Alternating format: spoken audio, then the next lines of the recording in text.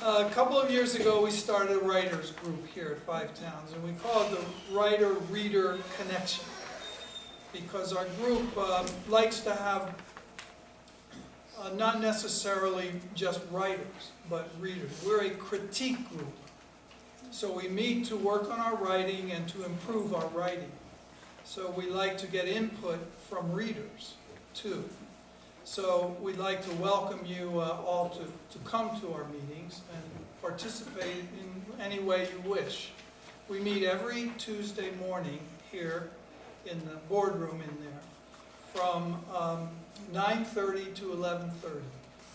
And today we're going to have our members read works that they've completed or that they are still working on. Some of them will be excerpts from already published books. I guess about 6 or 8 of us, since we've started, have actual books in hand that are online at Amazon. And I want to emphasize that you don't have to be a fabulously great writer to get your book together, because we all have stories. And especially when we get to the age of most of us in the room here, we've lived lives and we've had our trials and errors and we've learned a lot. And we don't want what we've learned to just sort of pass away into empty space, do we?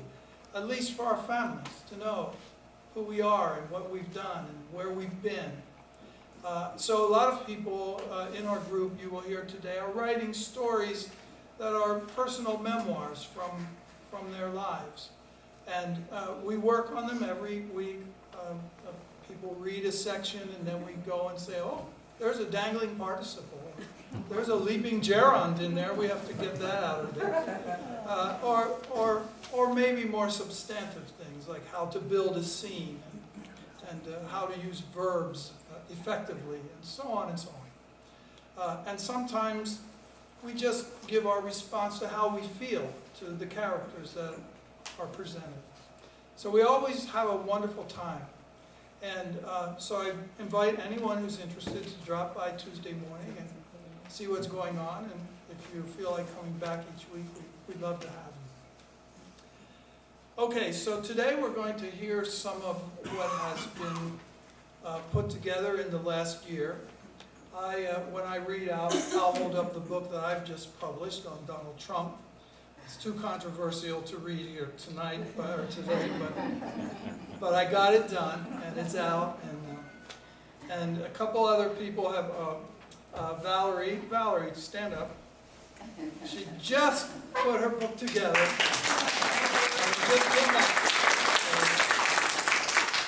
It's such a thrill the first time you get a book that you wrote that's a book, and it's not a file folder in a cabinet somewhere. But it's a real book, and it's not hard to do, and it's not expensive to do. So the process, Amazon has been a breakthrough in publishing, so that you don't have to get an agent anymore and go through all the rigmarole of submitting and getting rejected and so on. We can get our books done, and that's what our ultimate goal is in our group, is to get a book out.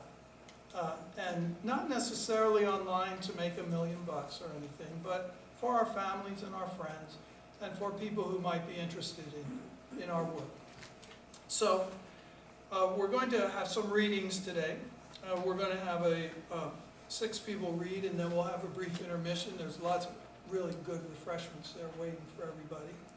And then we'll finish off. We're going to start with Bonnie Haleson, and I'll just tell you, Bonnie came to our group as a reader, and she would show up every week, and she would give us all a hard time.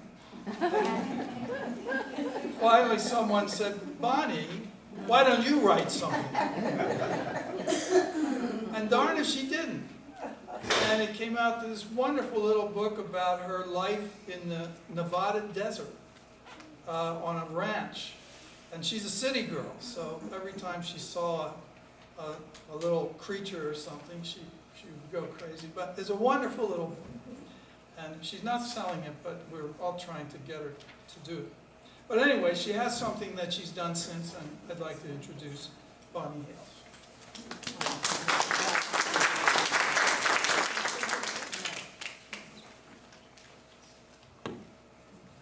Welcome, everyone. The title of my story is Kidnapped by a Muse. The mic is not working. Is it better now? It has to be. This is our audio sound man, Bill. All right. Kidnapped by a Muse. Recently, I Can't hear realized you. the day had Can't hear finally you. Can't arrived hear you. when I... Fine, you still Just yell, Bonnie. don't speak. I don't have a yelling voice. Just step to your left. Get closer to mine. Recently, I had realized the day had finally arrived when I could carve out some creative time. It had been a long while since I had enough free time to focus on making art. I decided on a clay project. It gave me a delicious thrill to think about immersing my hands in clay. For various reasons, clay work had not been on my agenda for several years, which meant any glaze I might consider using was likely dried out. I spent all afternoon on the slow, tedious process of liquefying jar after jar. Then I organized tools and planned details so I would be ready to start early the next day. I'll make the vases my daughter-in-law Sarah had been asking for, I thought. And while they're in the drying process, maybe I can work on a small sculpture. Next morning, my hands were anticipating the soothing, grounding, sensuous sensation of massaging and manipulating the clay as I walked into the workroom. Sitting down at the table, I reached for the moist clay. At that same moment, I had an inspiration for a story started earlier in the week. I'd better go write this down before it's forgotten, I thought, and headed for my computer. Several hours later, still typing, I suddenly remembered my clay was drying out. I've been lured by that mysterious, seductive, hypnotic voice again, I thought. It's my muse, finally showing up.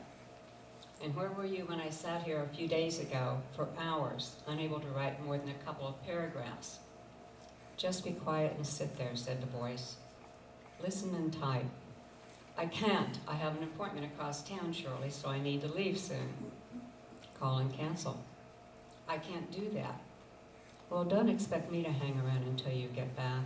You are not the only writer in the world, you know. I assure you, I won't be here when you return. Are you threatening me? I thought you were supposed to be my muse.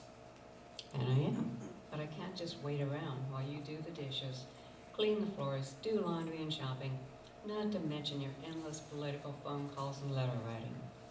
I get bored. I want to be your priority. So that's why I had to kidnap you.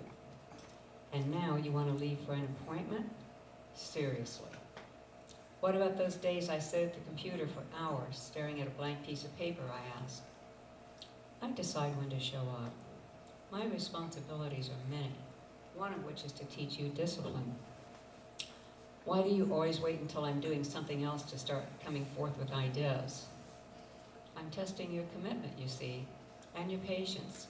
You should know, I consider myself a multidisciplinary muse, and I've had some highly successful writers in the past. Jane Austen and Willa Cather, just to name a few. Well, that's impressive, I have to say. So when were you planning to share some of that quality material with me? I have to work with what I've got. Meaning exactly what? Meaning you aren't exactly Jane Austen or Willa Cather. They had discipline, determination, and persistence. Anyway, I certainly didn't ask for this assignment. Show some respect. Respect? The other day I was in the middle of my yoga practice and you began jabbering details concerning a story that I wrote over a year ago. That's my spiritual practice. Is that respectful? I heard a sigh. I need a relatively quiet mind in order to get your attention, and that seemed a good opportunity. But if that's too distressing for your sensibilities, I can just scoot on down the road and find someone more cooperative and appreciative. You can have all the other priorities you want that way. I do need and want your assistance. It's your method of delivery I was parsing with the hope of reaching some sort of mutual agreement. It just doesn't seem to be an efficient use of my time. You are too funny. There's no mutual here. I show up when I show up. All this tiresome discourse is giving me a slight migraine. I'm gonna go now. Wait, you can't leave now. We aren't finished. Are you coming back? I need you.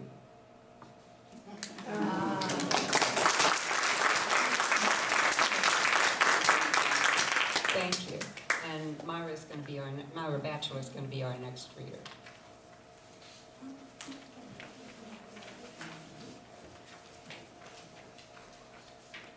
What I'm reading is not my writing. It's Dee's. Dee, wave your hand so everybody knows. It's a dramatic piece, so I'm going to try to give it the drama that it deserves. The time, 1869. The place, post-Civil War, New Orleans. The characters, Simon, a Frenchman who owns land in Orleans Parish. Evelyn, Simon's mulatto mistress of 20 years. Patricia, Simon's wife, recently arrived from Paris after not seeing Simon for 10 years. Patricia walks into Simon's bedroom. Beside her, the butler holds a bowl of hot kalolu. Should we both feed my husband today? Startled, Evelyn quickly searches Simon's face, the slits of his eyes for a clue. What should I do? Unbelievingly, she realizes that his inability to distinguish one woman from the other leaves her in limbo, like a cat who's pawed her way up a tree, now literally trapped on a top branch with no safety net, nerves too raw to venture a climb down. Or should I throw this concoction into your unscarred face? Patricia enunciates each word sharply, bitterly. Send you home with a memento of your dangerous intrusion into my house, my life, my husband's well-being. Standing tall on the opposite side of Simon's bed, Evelyn projects her petite frame across the room from the gangly Patricia. The insults quicken her pulse, redden her face, stiffen her back. Unbridled from decorum, Evelyn retorts, "My love for Simon should be questioned by you? No, no, no. Simon's well-being, as you say, has been in my hands for 10 years, in my heart for 22. Completes her thought in French. Points her finger at Patricia's face. Where have you been? Evelyn continues to stand firm. Her undaunted eyes pierce Simon's face in hopes he will signal her an escape. Placing the hot bowl of soup on a nearby table, the butler stands confused, loyalty torn. Disgrace following me today from morning to evening. Patricia's head aches, her arms stiffen. First her left and right fingers ball into fists at her side. Intruder, I don't care why you are daring enough to come into my house, stupid enough to enter my husband's boudoir. But woman, you will not leave this room unscathed. Patricia pauses, wipes perspiration from the nape of her neck. Eyes widen to reveal a stormy glare. You have pressed your name onto my husband's lips, hoping to influence him during his illness. Sorcerer. Impudently, Evelyn moves to Simon's bed, plops herself on his legs, throws her chest onto his stomach, wriggling, trying to arouse his senses. Still pointing to Patricia's face, she shouts again and again, "Where have you been? Where have you been?" The butler moves to subdue Evelyn. Patricia pushes him aside. Intruder! Patricia grabs Evelyn's arms and tries to pull her from the bed. Deceiver, she screams, continuing to tug Evelyn's body with enraged, self-righteous strength. Impudent wench! Clamping herself tightly to Simon's body, struggling, Evelyn declares loudly, defiantly, "He is my love. I've propped him up when you left him hanging in the wind, tormented by the storms of war. I've made him. You turned your back on him. Abandoned in America. alone. In war, a man needs a good woman. Like me, you are not a good woman. For half a minute, the two women are without control.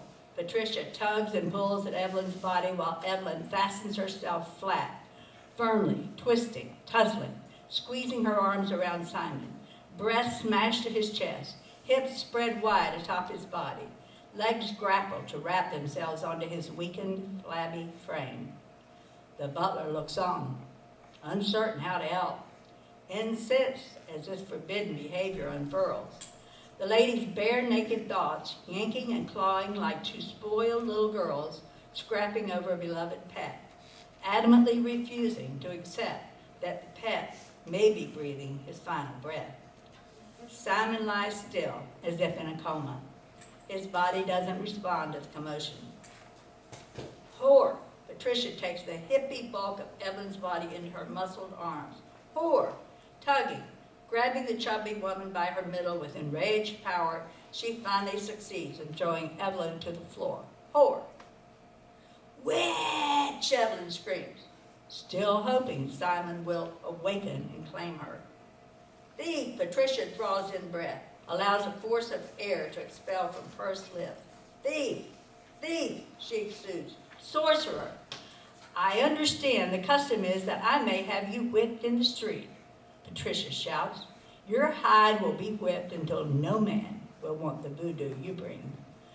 Like the quick release of air from a party balloon, Evelyn shrinks. Her flimsy last resort stance deflates.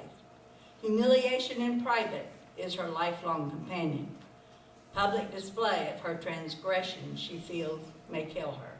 Evelyn's insides cramp, intestines spasm, stomach and heart crushed together, smashed as if caught in a tsunami.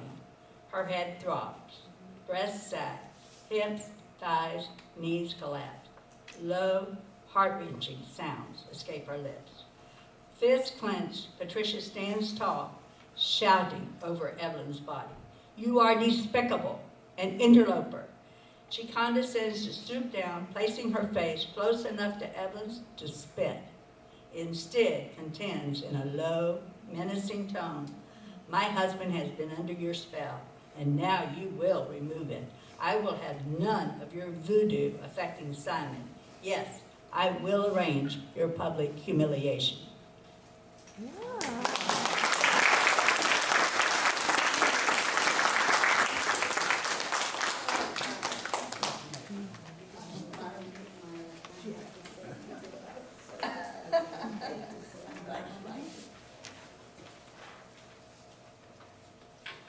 Hi, can you hear me here? Okay, I'm Mary Bullock, but I will be reading a piece by Beverly Brill that's not quite as dramatic as what you just heard. But Beverly is in the back. Yeah, Beverly, can you raise your hand? She's way back over there. Okay, but this is delightful. So. It's my one-of-a-kind mind in its happy place. Years ago, I took an introductory Hatha yoga class, which I found to be quite interesting and refreshing, at least until the last few minutes of it. That was when we students were told we would finish by completely relaxing and unwinding, assuming the corpse pose. We were to stretch out on the floor, close our eyes, breathe deeply, and put our minds at peace in our happy place. The instructor explained that this involved mentally placing oneself in a favored place where one once felt completely safe, content, relaxed, and at peace. Her explanation immediately set my mind racing. What? Quick! Where was my happy place? What special moment in time? Indoors? What building? What room? What town? Or maybe outdoors? That's more like it. But when? And where? What state, even? Okay, I began to zero in on the scene. I was a little girl. Quick, how old was I? Okay, 9 or 10. Which one? Okay, 9. I was a little 9-year-old girl, outdoors in Washington State, totally happy, the sun shining on my face as I lay on my back in a field of blooming flowers. It took a bit of time to conjure that much up, and the vision still remained incomplete. What kind of flowers? What color? Short, tall? Did they have bees? Okay, no bees. But the flowers, what would they have been? What are those showy little white flowers called? Daisies? No, not those. Not a pleasant smell. Too stinky. I began to feel pressure and stress. Make a decision. Pick a flower and get on into that happy place. What about a field of soft golden buttercups? No, the stems are too short. I'm supposed to lie among them, not on them. Nix on lilacs. They're bushes. I tossed one variety after another out of my mind. No, not this, not that, my mind raced. It had to be my most favorite. I was getting desperate. I didn't have a suitable favorite. I wondered if the other students around me were struggling like I was. I finally opened my eyes and looked to the right.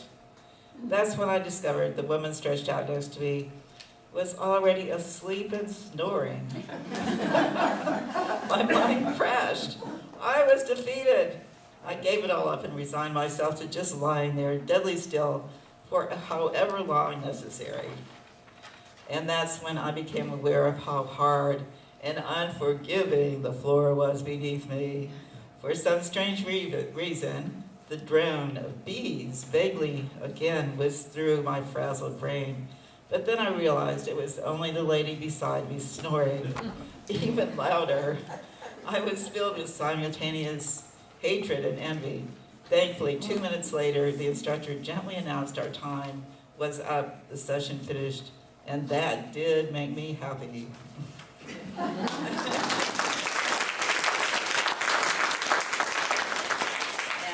the next reader is going to be Valerie Kay, and hopefully reading something from her newly published book.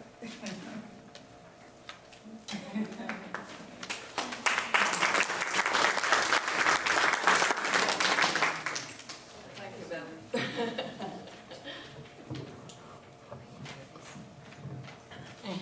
Wonderful.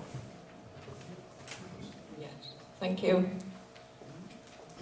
Yes, my first book is a true story titled The Art of Having an Affair and is now available on Amazon.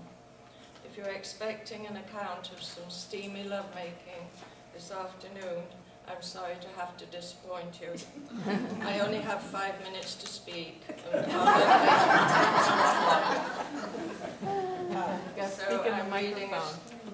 I'm reading a story from my book that involves my darling late husband and I. And it's called Ahoy There, Greeting the British Navy. For a number of years at Christmas time, the city of St. Petersburg played host to a British Navy destroyer.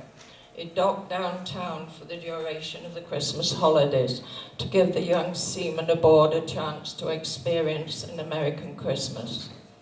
As members of the British-American group, Len and I were invited to visit the ship whilst it was in port.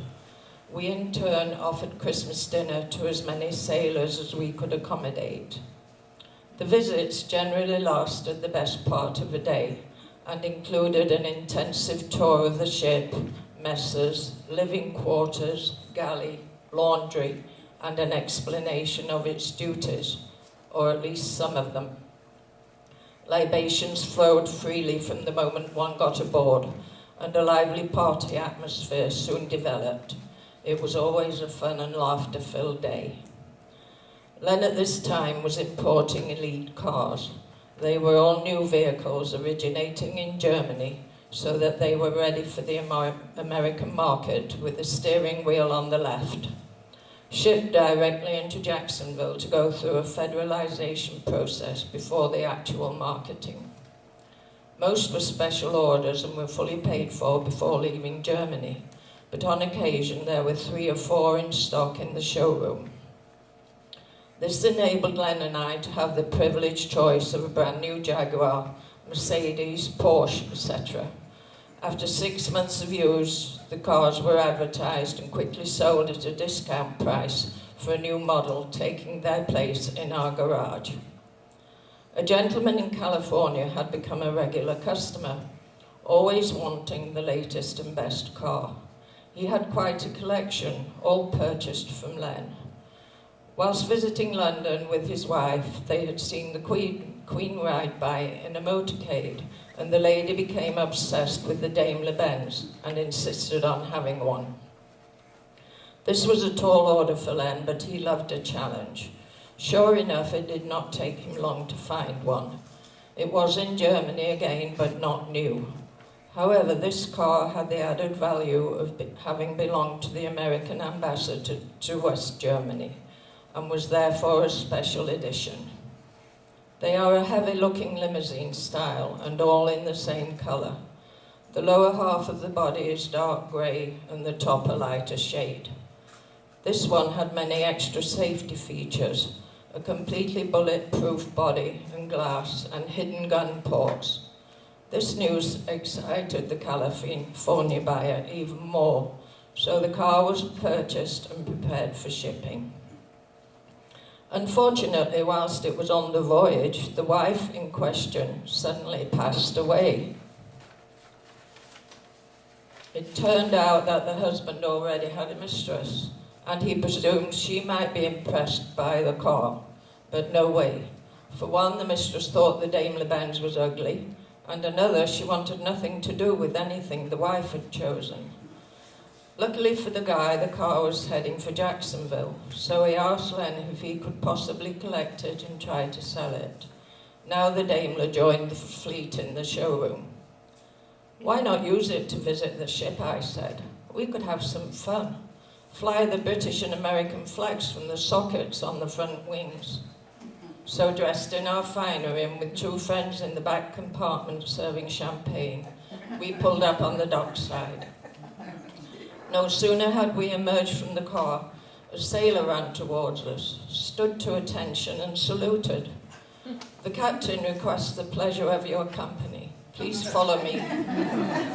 We were duly escorted to the captain's quarters and introduced all around to varying ranks of officers. Drinks were served, accompanied by caviar and smoked salmon, lobster, crab and shrimp delicacies. Conversation flowed easily, but no question as to who we were or what position we held. That was not surprising to me, as it's very British not to ask these things. A tour of the ship followed. High heels and a skirt were not ideal, I thought, and after copious champagne, I was clinging tightly to every handrail. All too soon, it was time to bring the visit to a close. We shook hands with all of our hosts, and the captain proceeded to escort us from the ship. As we walked towards the gangplank, I heard the clatter of many hobnail boots down the opposite side of the vessel. Coming to the open deck where the helicopter stood, I saw them. All of the sailors in full uniform were lined up in ranks. As we approached, they stood to attention, clicked their heels and saluted. I begged Len to hold on to me.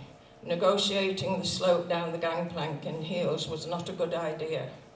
The ship blew its whistle and a solitary sailor piped us ashore. Oh my God. At this point, I realized there had been a mistake about our identity. Of course, we had to stop at the British pub on the way home to recount our exciting day. Look, Val, that's you on the TV news. Sure enough, there we all were with the ship, the Daimler Benz adorned with the flags.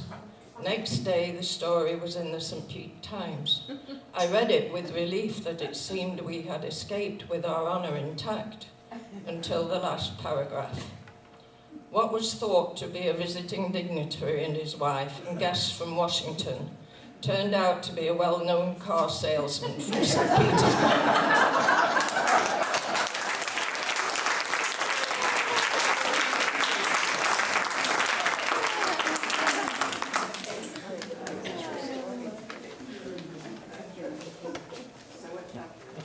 Oh, I'm sorry, I forgot. I did it last year too.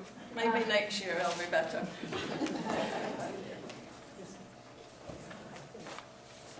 Thank you for coming. It's very nice to have you today. The stories that I've written. Can't hear you, Sue. Can't hear you. Can you hear me now? No. Really close. She has a very sore voice. No. Okay, I gotta be able to see my book. The story that I'm gonna read to you today is called The Lonely Tree. These are all memories I've had, and my husband began the chaplaincy at Tampa International Airport, and we went to Africa for the International Chaplains Conference. And riding along, way out in the dusty Africa, I saw this tree, and the story came to my head. So I'm just sharing that story with you today. The Lonely Tree. Many years ago in Africa, there was a great forest of trees. They were tall and beautiful. Each morning they stretched their limbs toward the sky. They swayed and held their branches even higher. The wind rushing through the forest seemed to chant, "Reach for the sky, reach for the sky." Close to the edge of the forest, a little tree sprang up. He wanted to be just like the tall trees in the forest. He wanted to reach for the sky. Each morning he stretched his limbs, but as hard as he tried, his limbs would not reach for the sky. Instead, they stretched out to the side. He was growing out, not up. Yes, now the tall trees watched the little one grow. "He's different," one of them said. "Yes," said another, "he does not belong next to us." "Look at that funny limb." The trees talked it over among themselves and decided they would pretend like the tree wasn't there at all. And that's just what they did. The little tree wanted to be like the other trees, but he wasn't. He never would be. A sadness filled his heart, and he was lonely. Time passed, and one day the little tree saw a great cloud of dust. It came closer and closer. Soon he saw trucks, and then he saw men. Soon the air was filled with the loudest sound the little tree had ever heard. One by one, the tall trees were cut to the ground and were carried away on the trucks. It was dark when the last tree pulled away. The little tree heard one of the men say what fine braces for the gold mine the trees would be. The moon rose, and what the little tree saw made him feel even sadder and lonelier than before. All the tall trees were gone. As far as he could see, there was only flat, dusty land, and he was truly all alone. The little tree continued to grow. He grew bigger, and his limbs spread further and further to the side. Small clusters of fruit were scattered among his branches. Sometimes birds came and ate the fruit. Once a lion rested in his shade, and another time 2 zebras stopped by. One day he saw something moving. He watched as it came closer and closer. He wondered if he was to be cut down and taken away as the tall trees had been. To his surprise, he saw it was a little boy. The boy looked hot and tired, and the tree wondered where he was going. Soon the boy sat beneath the tree's spreading limbs, ate some of the fruit, and fell sound asleep. When he woke up, he said, "Thank you, little tree. You have given me food and kept me from the hot sun. You are like my grandmother's great umbrella. I shall call you the umbrella tree."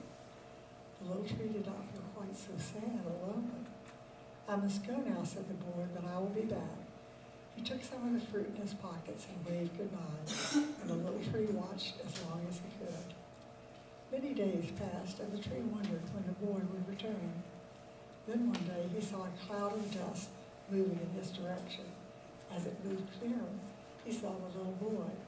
Many people were with him. Soon everyone was sitting under his limbs and sharing his fruit. "This is my tribe," said the boy. "They have come to thank you for saving my life. I will one day be the chief of my tribe. We have kept the seeds from your fruit, and we will plant them all across this dusty land. Then when they grow big like you, they will be for others what you have been for me. You will be my very special tree, and I will visit you each time I come this way." As the boy and his tribe disappeared the way they had come, the little tree spread his limbs a little further to the side. He thanked God for making him the way he did. If my limbs had reached to the sky like the tall trees, I could never help the little boy. Now there will be trees just like me all across this dusty land, and there are.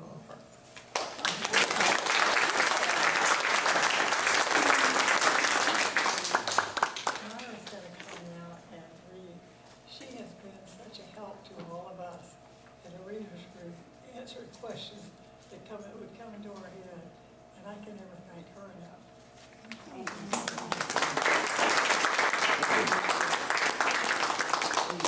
Okay, I'm sure you know I can use that.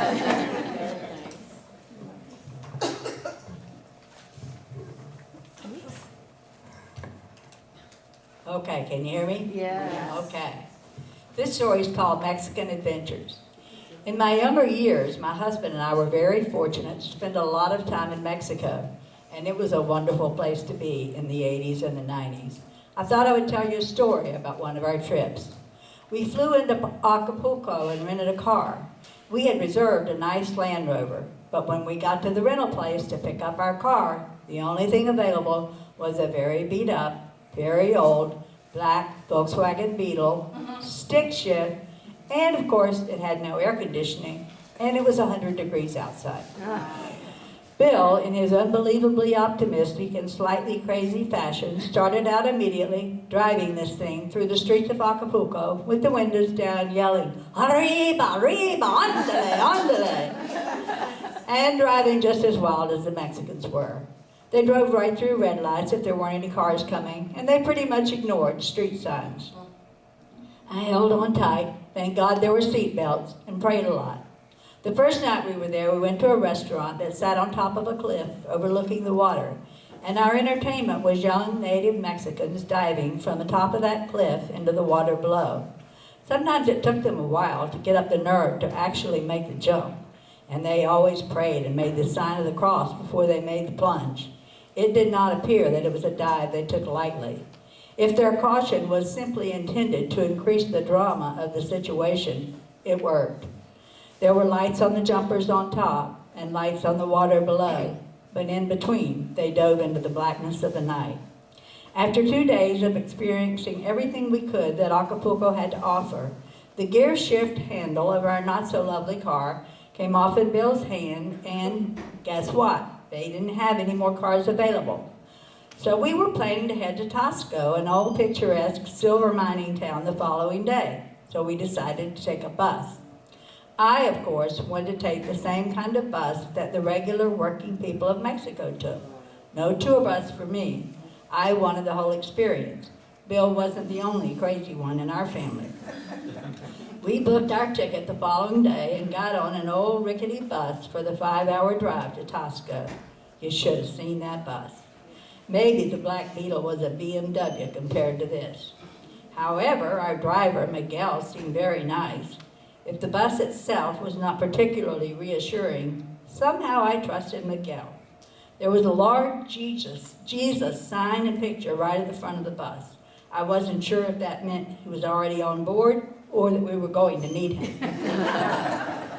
I was absolutely fascinated. It was quite an experience. We were the only gringos on the bus, and there was actually an old woman holding a chicken in her lap. She got off at one of the first stops, and I couldn't help but wonder if that bird was about to be dinner. There were couples and children and lots of elderly people on the bus. With the older folks, you could almost feel their stories written on the lines of their faces. The chatter around me was warm, sometimes anxious, sometimes argumentative. Mostly, there was laughter. Never in my life have I wanted to speak another language as much as I wanted to speak Spanish that day. I love people watching, and this whole scene was a feast for my eyes and my ears. While still 3 hours away from Tasco, I was suddenly suffering the pain and discomfort normally associated with Montezuma's revenge, diarrhea. You see, I knew enough not to drink the water, but I had to have my Coke over ice. Never again. If you've ever felt this, you know that this is one of those problems that has to be addressed immediately, which is what I did. Looking around, I saw that in the very rear of the bus there was a small door, which I was hoping would lead to a bathroom. Thank God it was a bathroom of sorts. It had a toilet seat and a large hole with a pipe attached, which went straight down to the road racing along below. Unfortunately, it also had a large window, which was stuck in the open position and just happened to open at the same level as the seat. Wouldn't you know it? Of course, we also happened to be going through the middle of one of the larger towns, but who can wait? I think it's safe to say that I added a great deal to the pollution of the streets of Chile Pancinzo while giving the natives a first-hand look at an ample gringo fanning. My husband likes to tell people his wife let a little bit of herself behind in Chile Pancinzo. He probably literally means I showed my behind to the poor town. I imagine my situation caused more than a few laughs over some Mexican dinner tables that night and possibly an extra cleanup crew for the city streets. Maybe the next time I'm ready for a Mexican bus trip, I'll take a nice tour bus and I definitely won't drink the water. We're